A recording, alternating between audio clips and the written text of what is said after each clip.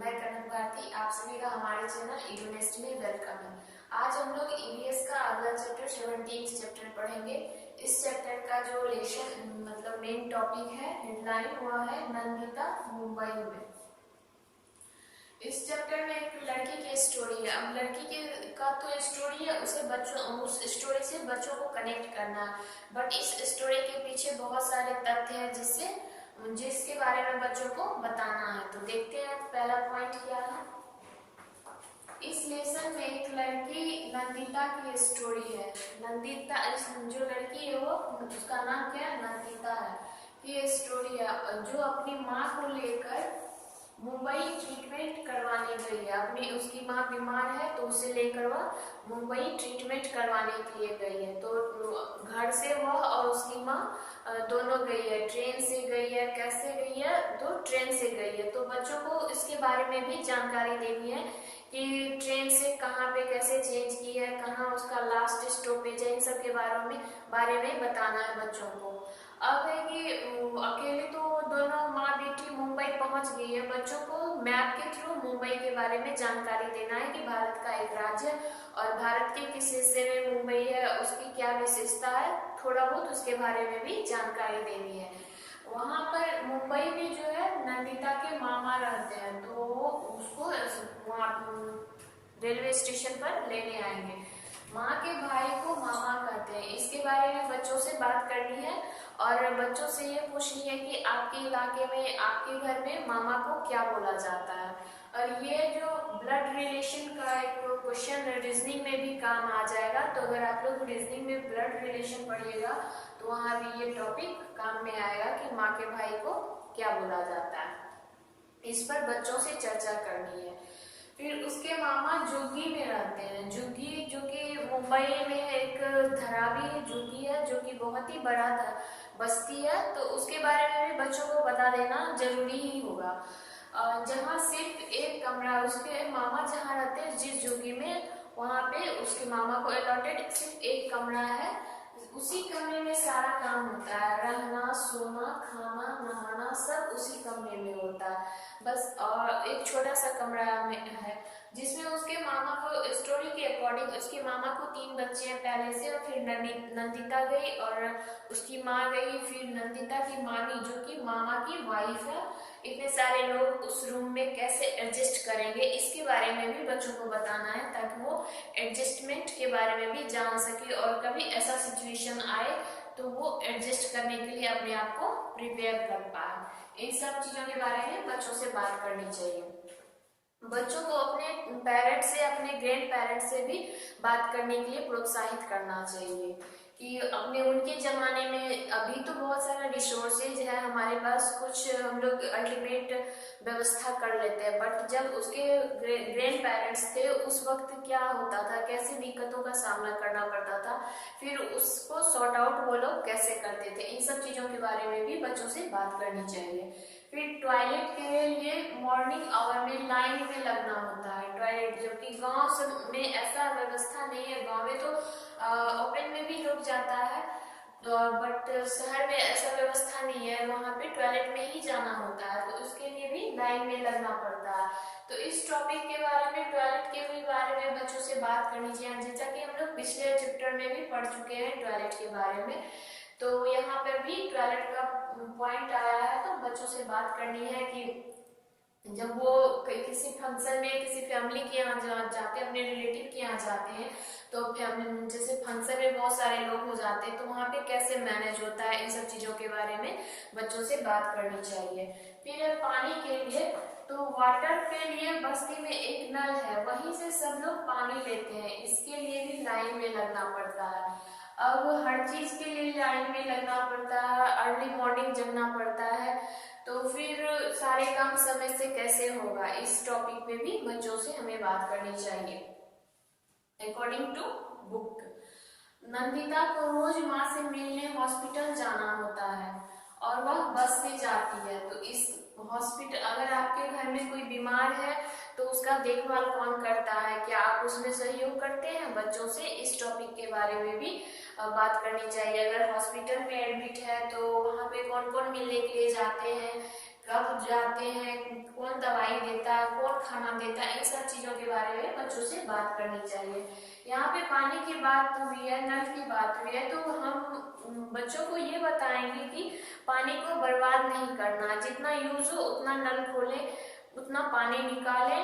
और अगर हम ब्रश कर रहे हैं तो टेप को खुला नहीं छोड़े, टेप को बंद कर दे, इससे पानी सेफ होगा और फिर दिक्कत नहीं होगी पानी की। बड़े शहरों में तो पानी आता है म्यूनिसिपल के द्वारा, बट अभी हमारे यहाँ तो सबके घर में मोटर है, चापाकल है, बट बड़े शहरों में ऐसा नहीं होता है। तो उन सब चीजों के बारे में बच्चों से बात करनी चाहिए। फिर मामी एक झुग्गी के बगल के बड़े बिल्डिंग्स के घरों में मेड का काम करती है उसकी मामी। तो इसके लिए पहले तो सवेरे उठ के उसे पानी लाना होता है, टॉयलेट के लिए लाइन में लगना होता है, फिर वो समय निकाल के और बड़े घरों में काम करने जाती है मेड का। तो एक दिन जो है उसके साथ अपनी मामी के साथ नंदिता भी उस बिल्डिंग में गई जहाँ उसकी मामी मेड का काम करती थी। तो वहां पे वो देखी क्या, हर जगह नल लगा हुआ, किचन में अलग नल है, बाथरूम में अलग नल है, ब्रश करने के लिए अलग नल है। तो उसे बहुत ही आश्चर्य हुआ कि यहाँ पे हर जगह पानी उपलब्ध है, बट उन्हें झुग्गी में लाइन में लगे रहना पड़ता है। तो वो वहां पे देखी कि उस घर का जो एक लड़का था वो पानी के लिए नल को मतलब नल खोल दिया, बकेट में पानी जा रहा और वह टीवी देखने लगा। नंदिता इस चीज को ऑब्जर्व कर रही थी, तो पानी जब बहने लगा बकेट से ओवरफ्लो हो गया, तो वो नल जाके बंद कर दी। तो फिर वो सोचने लगी कि यहाँ पे लोगों को पानी का कोई केयर नहीं है, पानी बर्बाद हो रहा है कि क्या हो रहा है। तो इन सब चीजों पे बच्चों से हमें बात करनी चाहिए कि वाटर हमारे लिए कितना इम्पोर्टेंट है, उसे सेव भी करना बहुत जरूरी है। फिर झुग्गी और ऊंचे बिल्डिंग्स में क्या डिफरेंसेस है, इस पर बच्चों से बात करनी चाहिए।